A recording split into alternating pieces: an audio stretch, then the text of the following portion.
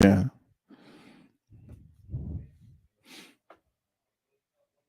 It's 7 o'clock on the dot, and this is LidLine Sports.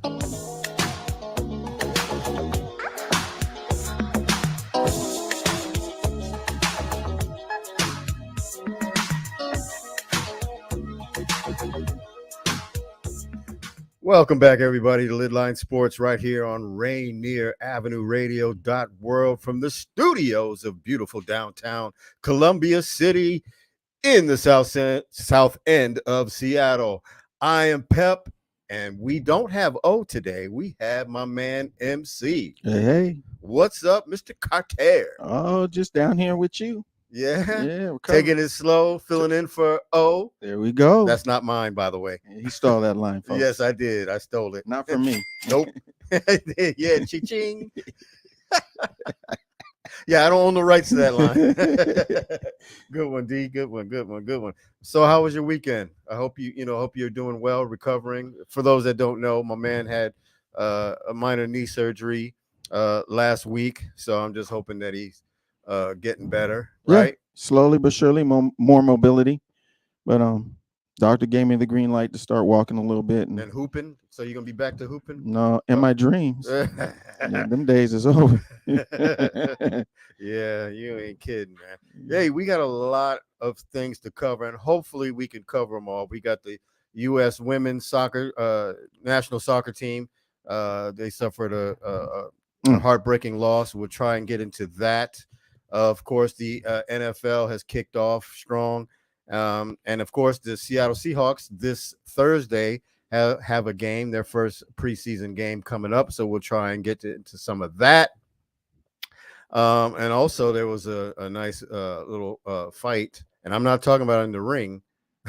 I'm talking about on second base. Ooh, so we're knockout. Yeah. So we'll try and cover a little bit of that. But first of all, we gotta start off with the mighty Mariners. Okay, let's do it. Yeah, so the Mariners, man, after a successful, strong weekend of sweeping the Anaheim Angels, 4 straight, the Mariners, I almost said the Seahawks.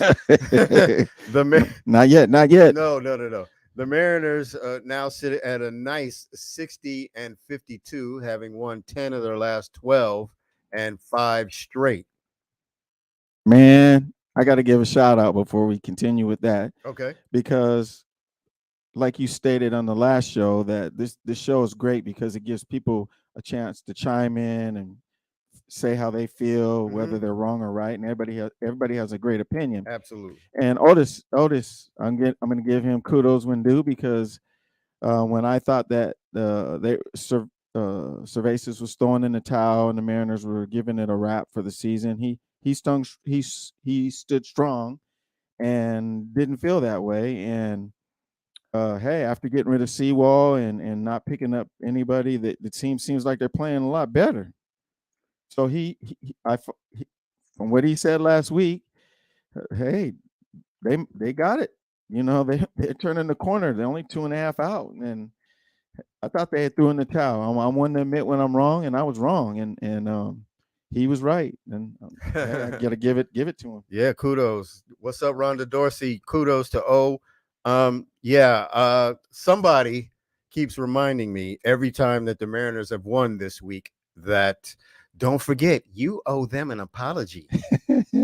I won't have to say who that is. I know who it is. So I thought about it. Okay, I'll succumb. I'll give up an apology only to the fact that I had written them off, and I know that probably what the apology is for.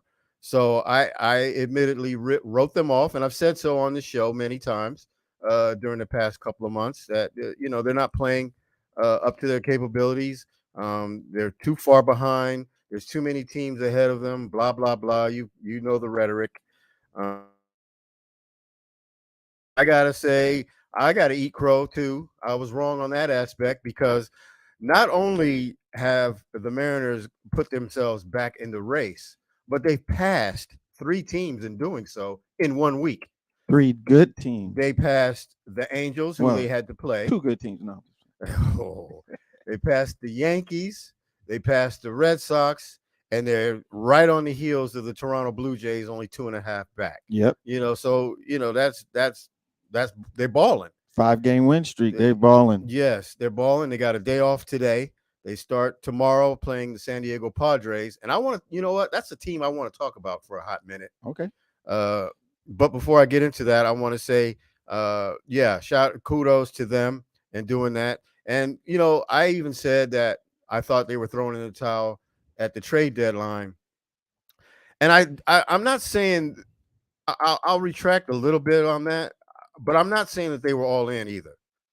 As far as that. Oh, I agree. That 100%. I think they just got fortunate that things have gone their way since then, because Paul Sewald was stellar for us. Mhm. Of course, now yesterday, Paul Sewald in the 9th inning against Minnesota blew a 3-2 lead for the Arizona Diamondbacks, gave up 3 runs and lost the game 5-3 in the 9th. Yep. Hey, I'm not mad at Sewald because he didn't want to leave. No. Right. So no. we can't be happy about, him and not being successful there. But we just want it to be good for us as far as what we got back and from what we gave up. And so far, I wouldn't say that we are winning that trade per se. It's just that the people that we've had already are starting to play well. Julio has played much better. Right.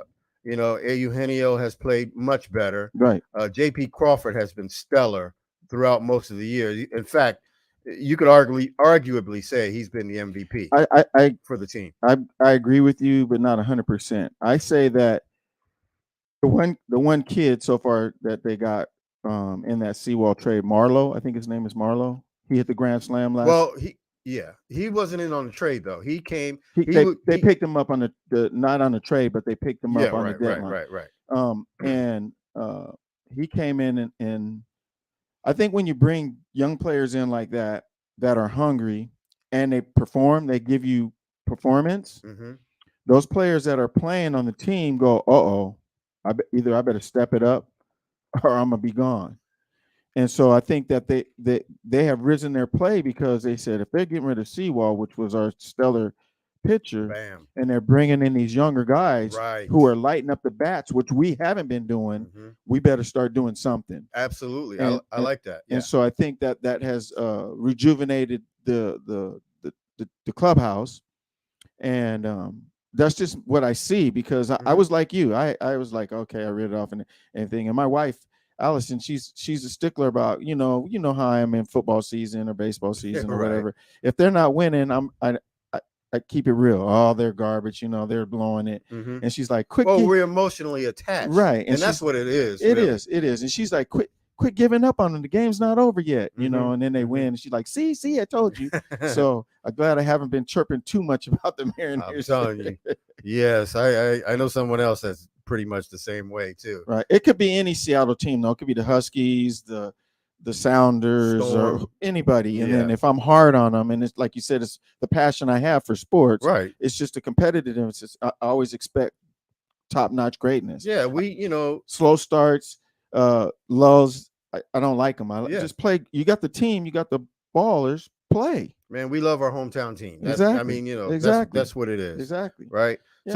So so the Mariners. I'm glad you mentioned Cade Marlowe, because things started, believe it or not, which is weird, when Kelnick hurt his foot. Oh boy. Yeah, the water cooler. Mean, it seems like that was the turn, right? Yes. Of an upward trend. Well, he was playing good too. He was, but let me tell you this. I agree. Marlowe hit that grand slam to win the first game against the Angels. Right. If Kelnick is there, not Marlowe, do we win that game? Now, look, it's hard to say. I'm not saying that they wouldn't have, right? Because they might have been in a position not to have to worry about it. Yeah, they could have been playing short ball. Who knows? Kelnick might have been 3 for 5. 2 home runs for all we know. Right. And they'd have been up 10-3. Right. So who knows? Right. But I'm just saying, when you look at things like that, it's like, wow, if Kelnick was there, would we have won that game? Would we be on this streak? Would we, You know, it's hard to say. Yeah, there's a lot of factors Yeah, in there. there's what ifs. You can play the what if game, but so Right. what? But you know what? Let's go by facts. Right. Facts is he got hurt. Mm-hmm. Marlowe's here. Right. Mariners are hot. The bats have lit up. Yeah, even though this is crazy to me, but even though Teoscar leads the league in strikeouts, Right. Eugenio is third, Right. and Julio is eighth, we're still getting it done. Still getting it done. And you know, and this is the time to do it. And also, Mike, before you start, do you know what the record was for the Mariners this time last year? I don't. Okay. I kind of do, but I don't. It's pretty close. I think they were even behind a little bit. Nope. They were ahead? Nope. No, I mean, it's the same record. Oh, wow. 60 identical and 52. Record. Oh, my Now, gosh. through all the mess right. that the Mariners gone through in April, May, June, the frustration. Right. Then in July, they got the best record in the, in baseball at 17-9. Right. Here we are, and they're the same record. Same record. And listen, let's be honest. We know why. It has nothing to do with their hitting. It's all about their pitching. Right. And the fact of and what's amazing is the fact that Robbie Ray is out. Right. We lost Marco. Right. We traded away Chris Flexen, Yep. who were all key in the previous years that the Mariners had success. Exactly. So with these young kids, with Bryce Miller, Brian Wu, and of course Gilbert and Kirby coming into their own this season, man, the future is super bright. So, and I'm right with you. But what I was going to say, and I'm sure you're going to agree with me, is that when you bring in, if you give a young kid a moment to shine, to make his imprint, these kids nowadays are so athletic, they'll step in there and do that. Like Marlowe did with the grand slam. He got up there, you could tell it was flowing through him. And when he hit that, it was like natural. He ran the bases, he did his little thing. But that's what happens nowadays. If you put a young kid in the moment, I don't care what sport it is. It happens every year in the NFL, in the NBA, and Major League Baseball, and a lot of other sports. But these kids are ready to play. They shocked me. I was like, okay, these guys are going to take them a few years to generate, get used to it. But they're stepping into their role and helping boost these guys up. So yeah, and let's be honest, the off season, as far as what they picked up and whatnot, their transactions was not good. There's mediocre, but yeah. But I'm saying this because I want to talk about San Diego real quick. Go ahead. We all, a lot of us, I'm not going to say we all, but a lot of us bashed the Mariners for not picking up superstar like Dansby Swanson or somebody like that, to come in and get us over the hump. Right. When you look at the San Diego Padres, if you think the Mariners are disappointing, head down south. I-5 all the way down near Mexico.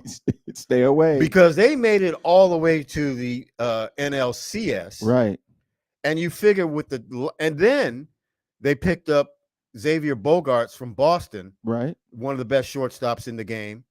And so you figure, oh my God, they're going to take off. Well, right now the San Diego Padres are one game under 500. They've been struggling all season long. They do have a stud in Blake Snell, who is from the Pacific Northwest, by the way. Right. But they have been struggling mightily. They've got Manny Machado. Right. Juan Soto, excuse me. Fernando Tatis, who I thought was going to be a Mariner this year, to be honest. Right. And Xavier Bogaerts. They've got stars upon stars upon stars, but yet they can't get it together. No. It just baffles me. So it's like you're damned if you do, damned if you don't. Right. Because if you don't pick up the guys and you don't win, people get upset. Right. But if you do pick up the guys and you don't win, then people are saying, "Oh, you spent all that money for."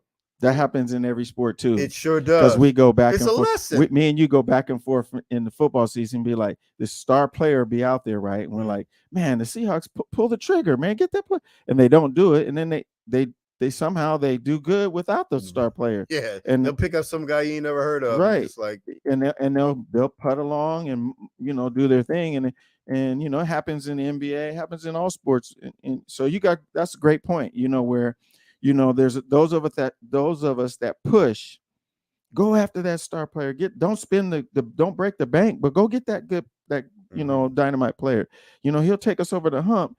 And then when they don't, we get discouraged and said, oh, they're just gonna be mediocre. And then they do what they're doing now. They make us look like crow eaters. all right. So that leads me up to this, bro. Okay. 2024, 23 off season into 2024. Do the Mariners go after Ohtani, regardless of how they finish?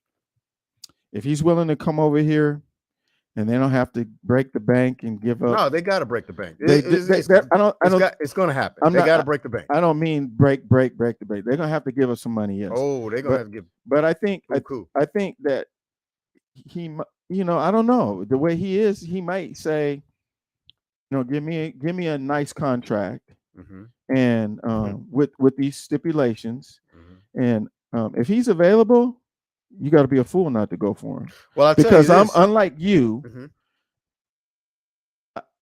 To me, he's a good, very, very good all-around player. Okay. Pitcher, batter, he's just marvelous. But he's not in the GOAT category to me. He's not close.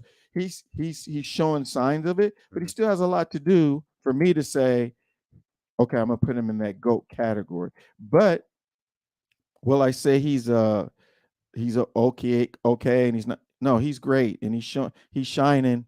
And if you have the opportunity to get a player like that and get him for 5 to 6 years, 10 years, you lock it in. You know what? I like that you said that he's not in the GOAT category.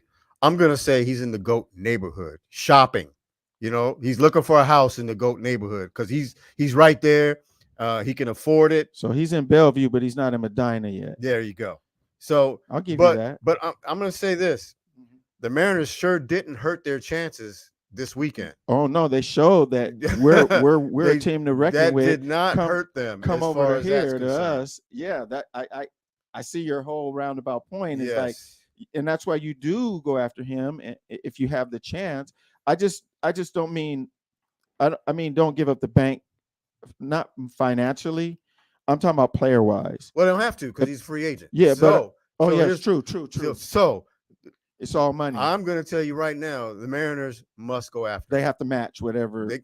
They must go after him, and they have to make a true effort. Right. Now, look, if he doesn't come here, that's not the Mariners' fault. No.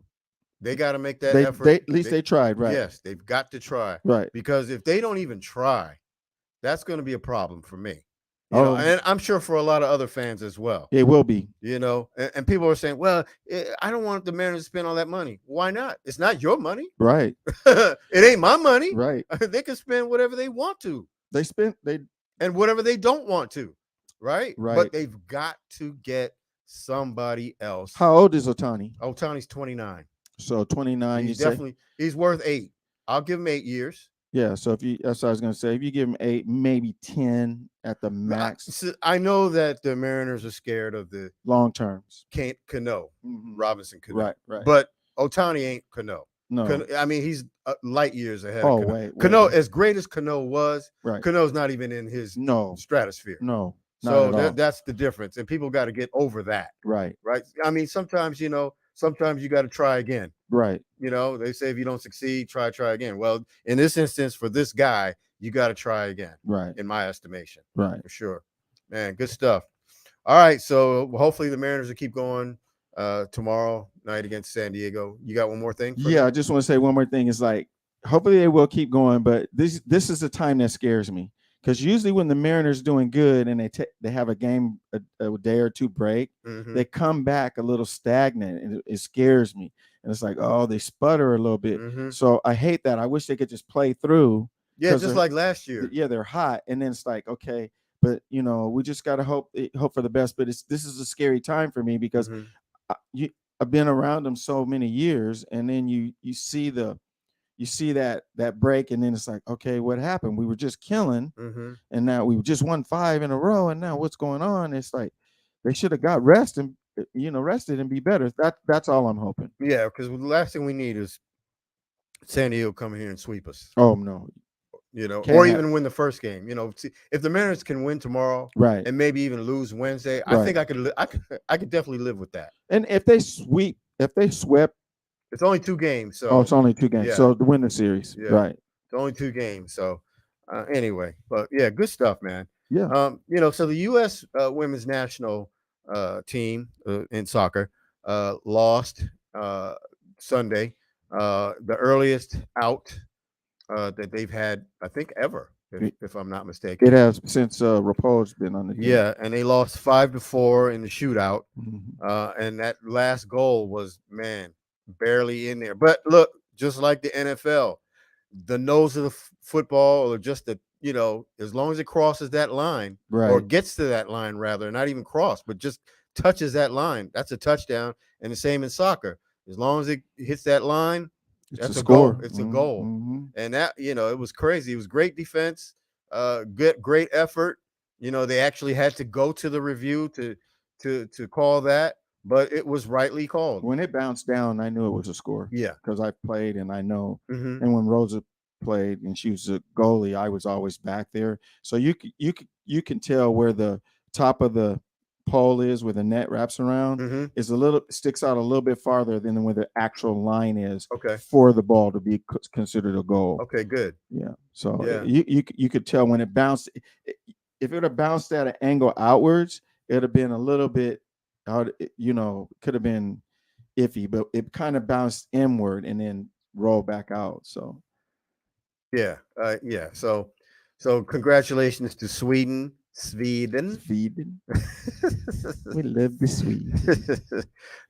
I don't like what Alexei Lalas was saying on their show. I heard some snippets that he was glad that they lost because they needed to, some humility, blah, blah, blah. But look, when you're playing for your country, that's the last thing you want to be saying, right? Exactly. I mean, I can get it if it was, for a different tournament, but this is, World Cup is something, that's special. Like the Olympics is special. So when you're playing for your country, you want to go all out. You want to support them regardless of how you feel about personal issues with some of the players and whatnot. And I know a lot of people don't like Megan Rapinoe and all that, but she's retired now after this. Right. So you can great player. Yes, and you can put all that aside. But look, forget all that. This is the U.S. You're from the U.S. You need to root for your country. That's right. Because I'm sure going to root for them. I might not. Look, I don't care if it was if football was an Olympic sport and they decided to put the Dallas Cowboys as the Olympic team, right, I'd root for them. Oh man, most definitely. Much as I don't like them, right, or the Patriots, whatever. Right. If they were our team that represented the U.S., I'm rooting for them. Win, yeah. I saw something that was very interesting, and it pertains to soccer. Is that, have you ever heard of the Panini stickers? No.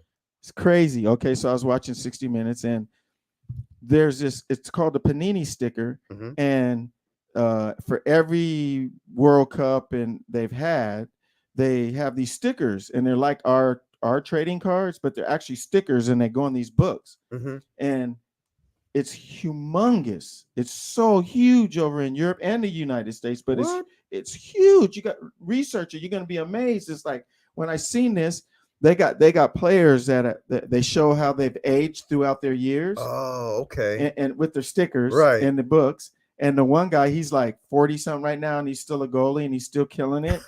But so he still goes and buys his stickers, and he goes in, and now he lies and says, "Oh, these are for my son," and he's buying them for himself. It's funny, but it was a huge deal, and I was like, "Wow, I never heard of this." Me neither. And it's like the stickers, you buy a pack of them for $1.25 or something like that. And oh wow, it's real interesting. But I just wanted to give everybody out there in the radio world, Google it, check it out, the Panini stickers. Man, that's pretty cool. I never heard of that. Right. So who's the favorite? Oh, as a matter of fact, Jamaica upset Brazil, I think. I think so, yeah. Yeah, and look, Jamaica had to they had to do some crazy stuff just to be able to qualify for the tournament. Facebook, they did a what do you call that when you try to generate money on Facebook? GoFundMe. They did a GoFundMe just to travel. They didn't have no money to even go, so they did a GoFundMe, and that's how they got there. Man, that's crazy. And then they're playing well, and they're winning, right. And they're in the knockout round. Right. So man, kudos. And those stickers I was talking about, yeah, they actually showed a sticker of Messi. Yeah, Lionel Messi. When he was 19 years old, his first year in the league. It's crazy. And then they kind of showed a couple other progression. Yeah, but that's how cool it is. They show the progression of the players. Cool. So I like that a lot. Yeah. How would you like that for yourself? Like, oh, I collect sports cars, but no, I mean of you. No, your progression. I don't need a progression. No. I'm not one of those guys. I used to have hair, but well, only because I saw a bunch of our yearbooks, the other right. day at a friend's house, and I was just like, oh man. Yeah, the progression was there. Yeah. And so was the regression or the recession right. of the hairline. Exactly. Oh man, that's so funny, boy. Yeah. So yeah, congratulations to Sweden and Jamaica, and I don't know who else I haven't been really following. I haven't followed it that much, but here and there. Who's the favorite? Do you know who the favorite is? I don't. I haven't been following it because I've been football season starting, so I've been hammering NFL preseason and right. And who's been injured and not. Right. Yeah. I've been kind of hitting that hard and following a lot of the NBA. I've been following some interesting videos of a lot of the players' children playing, whether it's females or males that are young that are playing, and I've seen some of kids that are amazing. I'm like, wow, they look better than their fathers, Okay. Yeah, so it's gonna get interesting, but I haven't really been following the World Cup. I did want to give Coco Gauff a shout out because she's 19 years old and she's ranked number 7th in tennis, and she won her first U.S. Title. It was the DC Open, and she had played this the other player like 5 times, and but then she beat her, and this is her first U.S. Oh, so right. Cool. All right, so when we come back, we're going to get into some NFL news and stuff like that, and then we'll see what's happening. So don't go away. We'll be right back.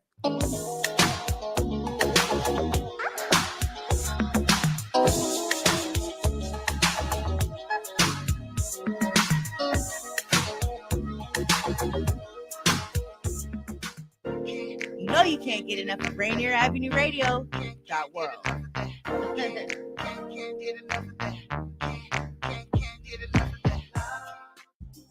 Summer's here, but back to school time is just around the corner. Now is a great time to get ahead of the lines and get your kids their latest COVID booster, plus all vaccines required for school. Free vaccination clinics in King County offer COVID-19 vaccines, boosters, and all vaccines required for school. Get more information at kingcounty.gov/findaclinic.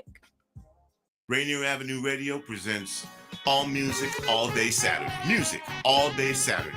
This is Edwin Bailey, Bulldog Blue. Jazz from the Cabinets. That's right. It's time once again for Jazz from the Cabinets with Big Poppy. Start Time. Thanks for tuning in. My name is Paul Pierce. This is Start Time. Saturdays, all music, all day. Reggae Hour, K-Fox Night. Looking for the perfect beat? Yeah, it's the beat of the Fox. Fresh Juice with D-Money in the Myself to the money. Nice Size Patrol. Taylor Hart. This is Spencia, the Northwest Rap Gang. DJ Medina. Chad Cheddar. Northwest Rap Gang. Sergio Lacour's Love Line. It's Sergio's Love Lines with Sergio LaCour. Go to the phone line. Tell her who we Sea Monster Radio. Mo Jams is your jam. We're live. Welcome to Mo Jam Mondays. This is KZ of KZ Music Media. Caller Goddess for Mo Jam Mondays. Just my opinion. God is inspiration. Music all day and all night. Saturdays on Rainier Avenue Radio. Mga kaibigan, ito po si Kuya Bert Kawili. And this is Miles Salvador from Australia. And I'm Norb Kawili, also known as Norbcam. Kung gusto niyo po ang latest news and events from the Philippines at the local Filipino community, Phil-Am Radio po. We play Filipino music and interview guests from all around the world. And I'll keep you updated on the latest Seahawks and sports news. Kaya always tune in, Phil-Am Radio every Tuesday, 1 to 2:30 p.m. Pacific Time on Rainier Avenue Radio World. And in YouTube and Facebook. Salamat po. What's up, Seattle? This is Michael McPherson with the South Seattle Emerald. The Emerald is 9 years old, and we are excited to invite you to our birthday party on Saturday, August 12th from 1 to 7 p.m. at the Rainier Arts Center, located at 3515 South Alaska Street at the intersection of Rainier and Alaska. It's an outdoor event with live music and record spinning. Check us out at southseattleemerald.org, and we look forward to seeing you Saturday, August 12th. This is Rainier Avenue Radio .world.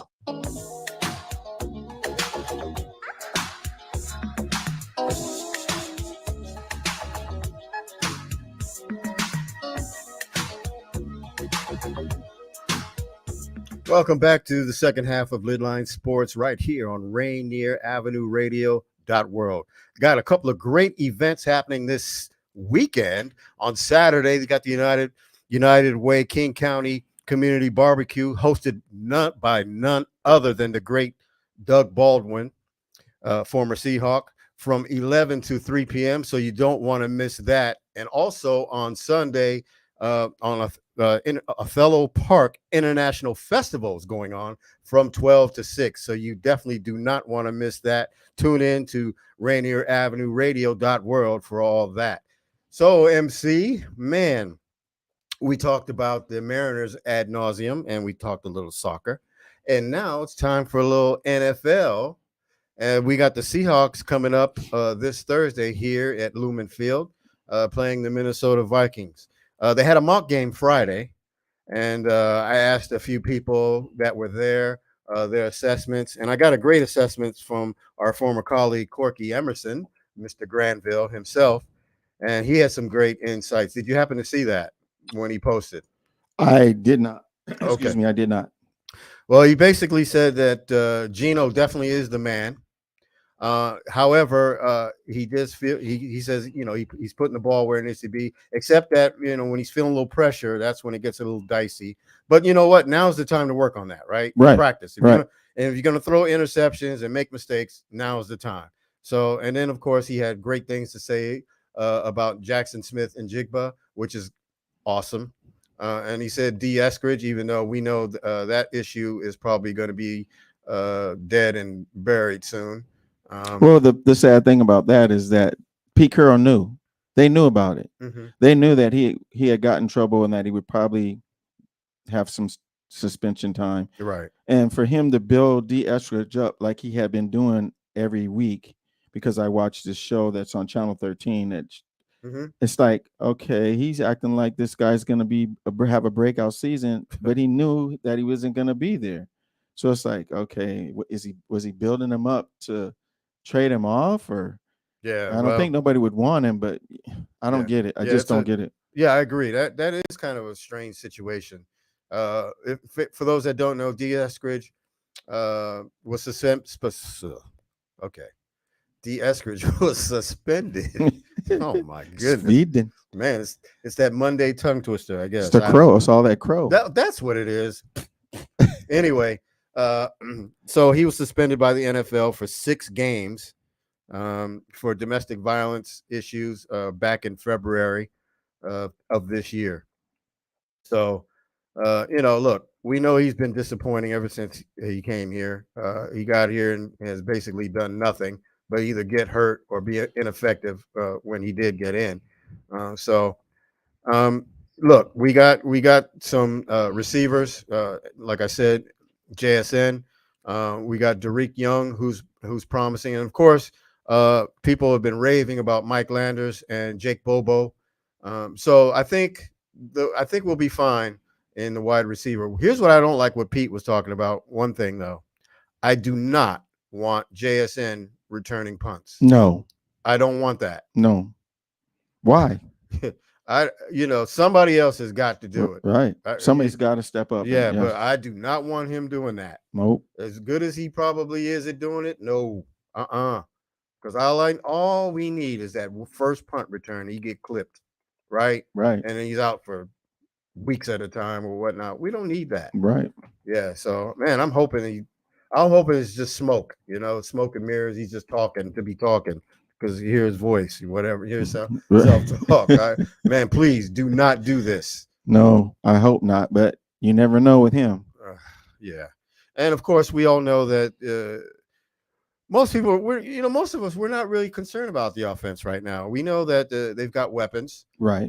We know that, they're pretty solid there. There's a little issue with the running backs being banged up, but that's an issue just about every team's got now. Exactly. With the way the running back situation is, you can't name me a team that has a healthy running back, So, hopefully. Or two. Yeah. So hopefully we'll get it together. We'll be Charbonnet supposedly is going to be okay, right? And of course Kenneth Walker, Jr. So the third, excuse me, my mistake. Not his dad. We don't want his dad out there. No. Yeah, that wouldn't be good. I'm like, hey, who's that old guy? No offense, but you know what I'm saying, right? So anyway, but the real issue is what are they going to look like on defense, especially against the run game. Because, we all know that the nose tackle position is a issue. Right now they got Jerron Reed in there at nose tackle, and he's never played that as far as I'm concerned, as far as I know, in the NFL. We've had him before here, but he was always on the defensive line. Excuse me. And so that's going to be interesting to see. And, of course, they keep bringing in, every time I turn around, they're signing a new defensive tackle or edge. I'm like, well, what's going on? Why are they bringing these guys in?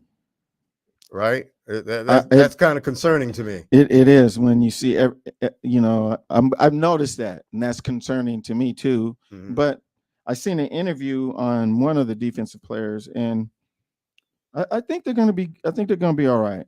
I think with the players that they have and the players that they brought in, I think the defense is going to shock a lot of people. I think they're ready. I think they're ready to show, the player was saying that last year when they lost that playoff game, mm-hmm. it hit them hard because they're used to telling the offense, go get the lead. We'll close it out for you. Mm-hmm. And when they couldn't do that, they took it hard. Okay. And so personal. Yeah, very personal. Gotcha. So then now with Wagner back, mm-hmm.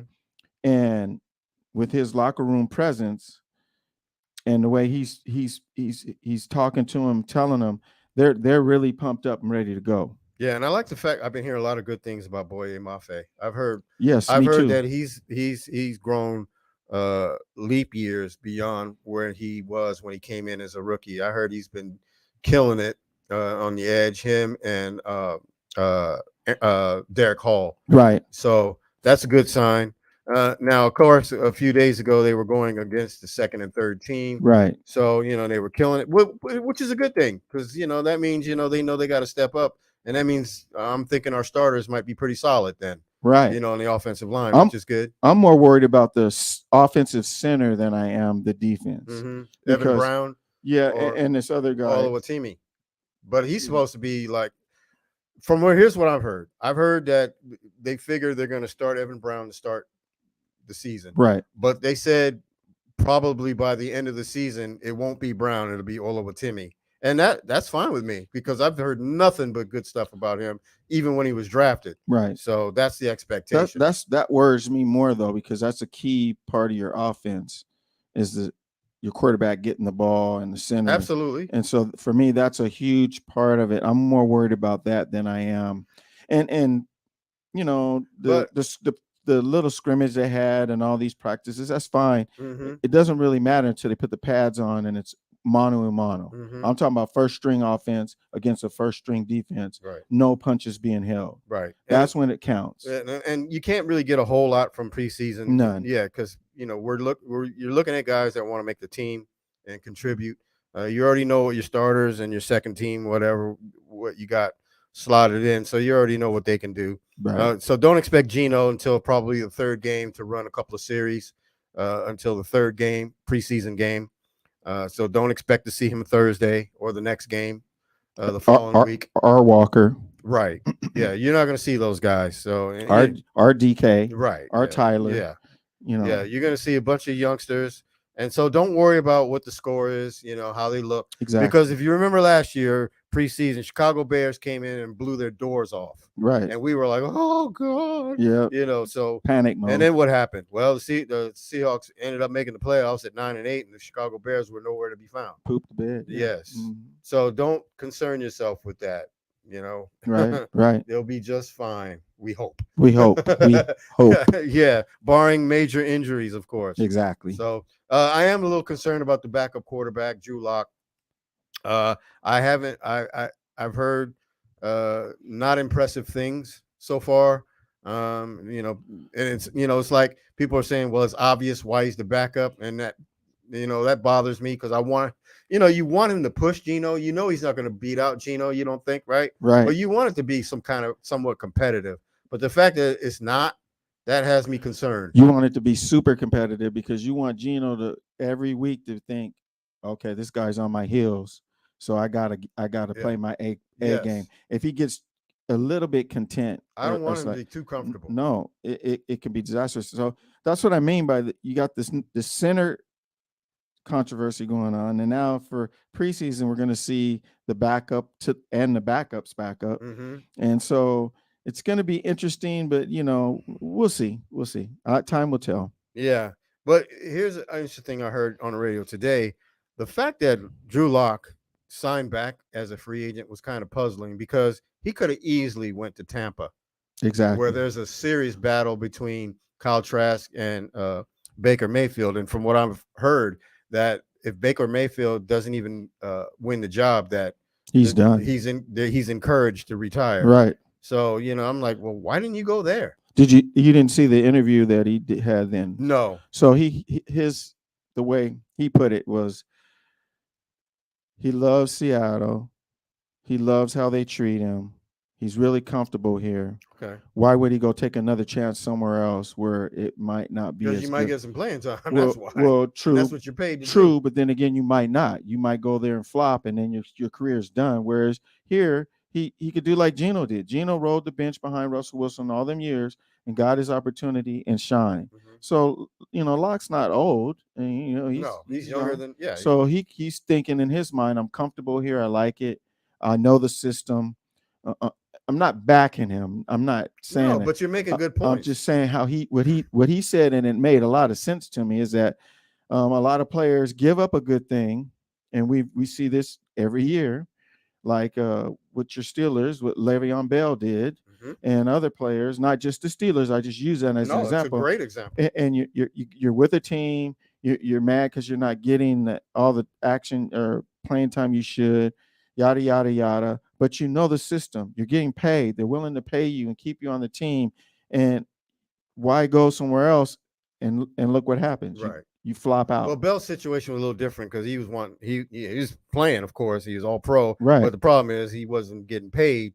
And that started the whole running back situation that we have now. Right. You could look way back to Le'Veon Bell, and even he'll tell you that he made a mistake by doing what he did, leaving Pittsburgh and going to the Jets, and flopping, and then going to Kansas City and not doing anything. So, man, that's terrible. You go to Kansas City and you don't do nothing, man. Come on, you're done. Yes, absolutely. But that's what I mean by I just used him as an example. You're right. But there's other players that have done the same thing, and running their mouth, and then they're not paying me or this and that, and they go to another team. So I could see where Lock's head is at. Yeah, because he's thinking, well, look, if I stay here and be loyal, right, I could be like Geno. Exactly. When Geno's gone, I can take over. Exactly. Yeah. Exactly. Absolutely. Because look, when Geno when Pete said, well, Geno's just going to take over, everybody was like, huh? Right. I was Russ, I was one of them. I mean, you were following up Russ, right, which is a tough act to follow, right? And you're like, yeah, and then Geno's been a journeyman for years, right? He's been on several different teams and he's failed everywhere. Why is he going with Geno? Well, now we know why. Right. Geno's got an arm, right, and it's accurate, and he's smart. Yes. You know, Absolutely. he doesn't throw it in there. He doesn't make a lot of dumb interceptions or fumbles. You know, Right. Everybody's gonna have mistakes, but he limits them to That's very the little. thing. Yeah. I mean, you're gonna have those, Right. right? Unfortunately, but yeah, but as long as they're not, frequent, Right. then Right. you can live with it. So look, I'm hoping for the best for Drew Lock, because we don't know, he might have to play a game or two. Exactly. Or three. Exactly. or Exactly. whatever. I heaven forbid anything else more than that, but I'm just saying. But even if he might come in and light it up, man. What happens? And terrorize it, man. Yep. And because sometimes the light comes on right late. Right. All it takes is at one time, and it clicks, and you're like, I got it. Mm-hmm. And and then when they got it, they just roll with it. Yes. And but we'll see. And Gino, he knows when Russell Wilson was kind of getting one dimensional, where he was just throwing the long ball. He wasn't hitting the middle passes or the side. He never.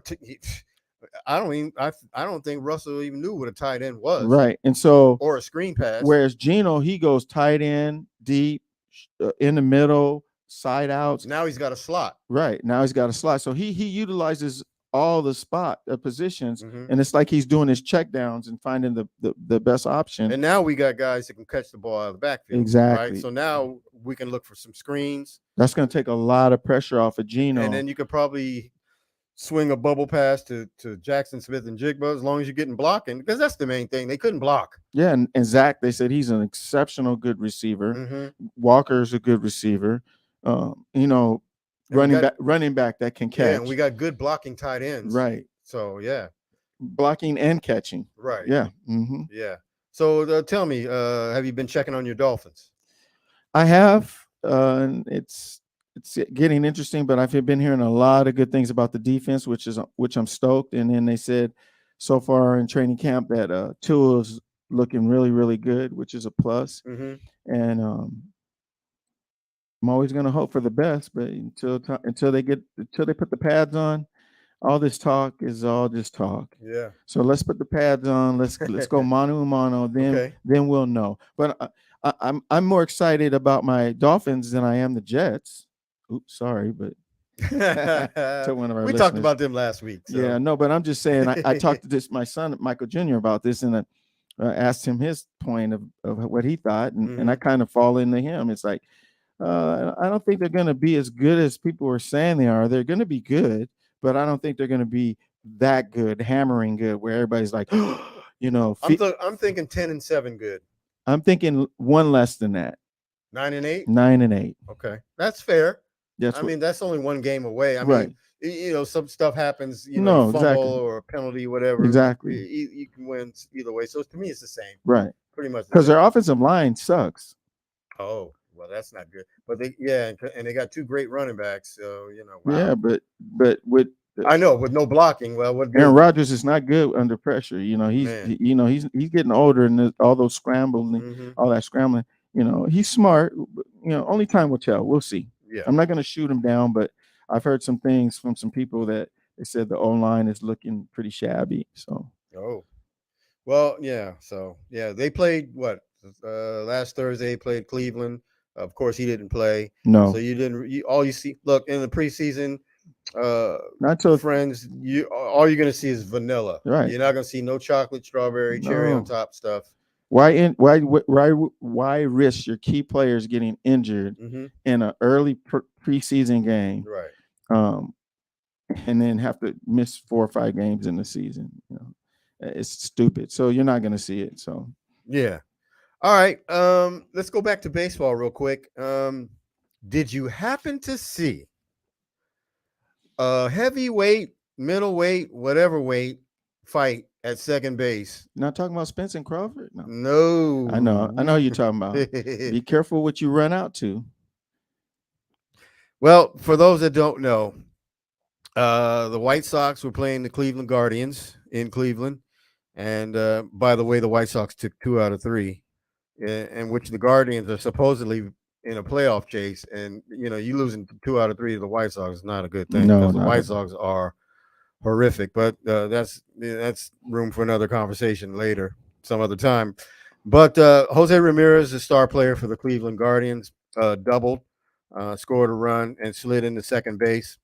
Tim Anderson's at second base with his legs open, so Ramirez slides right underneath him.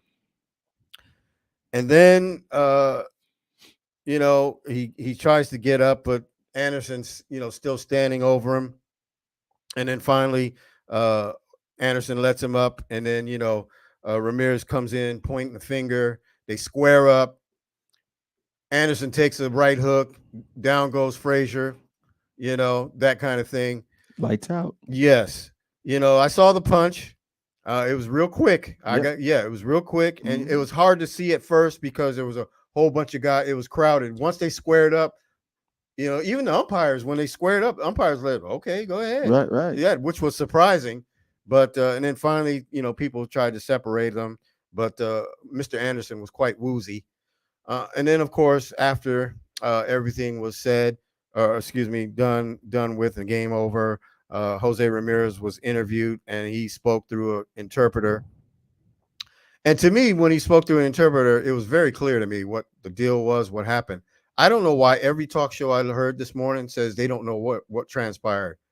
Do you pay attention? Right. Because the man said it quite clearly. He said Tim Anderson has been playing games like that all season long, right? Or as far as he's known him, and he told him he's tired of it. Cut it out. Yeah. He said he's got the reputation. He'll tag you hard, right? And then, as you can see, he wouldn't let him up right away.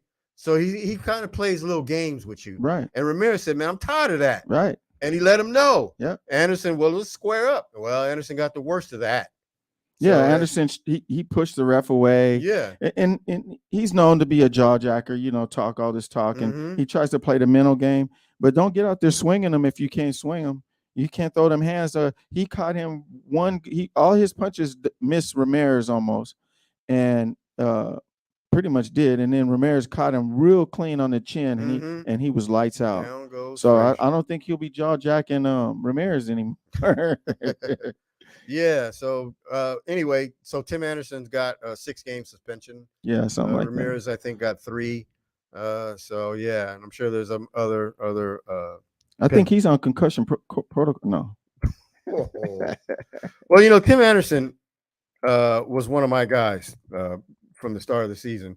And what I'm saying is he's a guy that I was hoping the Mariners would take a look at. Okay. Because I really like him. He's a very good second baseman. He's got power. Right. He was everything at second base that like JP wasn't last year, but JP's now shortstop, which is cool. Right. And then of course we had Colton Wong and various others at second. So I always had my eye on Tim Anderson, but Tim Anderson's having a rough year. It's known that he was involved in a scandal where he fathered a child out of wedlock from his wife, not his wife, of course, side piece. And he had some bizarre things to say about that. He said that, he was just trying to find himself, blah, blah, blah. Sure. I mean, I pretty much get what he was trying to say, but you know what? Keep that to yourself, bro. Yeah, but he opened the floodgates on his own self. Yes. When you're out there running your mouth and doing antics like that, yeah, what's in the dark will come to light. Yes.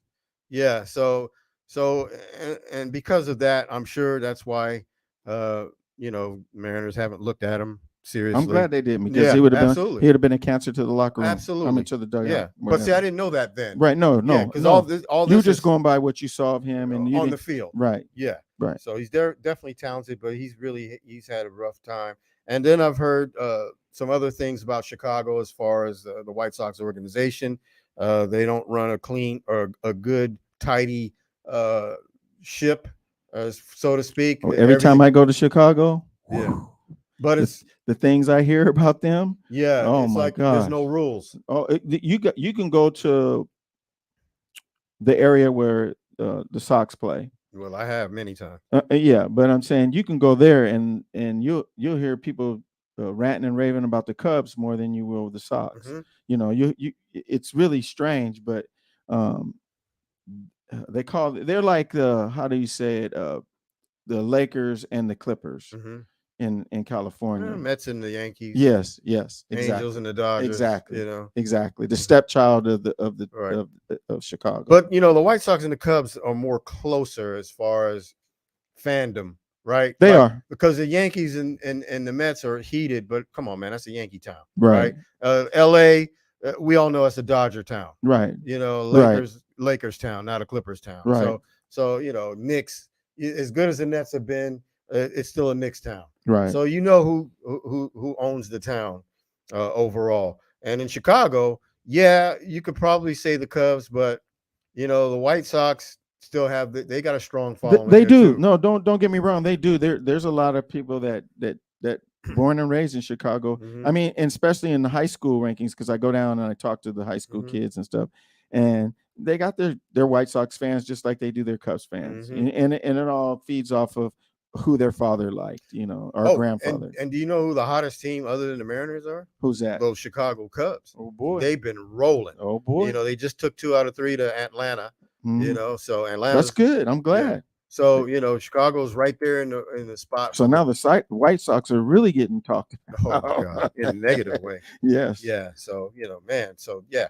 So shout out to the Cubs who are just as rolling like the Mariners, and I think they're 5 games over 500 now. So they've gotten into the thick of the wild card race in the National League, and that happened to be my grandmother's favorite team. So when I'd go to Chicago, she'd always want to watch the Cubs. Oh yeah. Yeah, she's like, "Oh Pep, don't bother me now. My family's the my same. Cubs are on." She loved Ernie Banks, Ron Santo, and those Wrigley guys. Stadium. Wrigley Field, yes. Wrigley Field. Yeah, I've been there, and I told you what happened after I was coming back from a Cubs game. Yeah. Not pretty. Yep.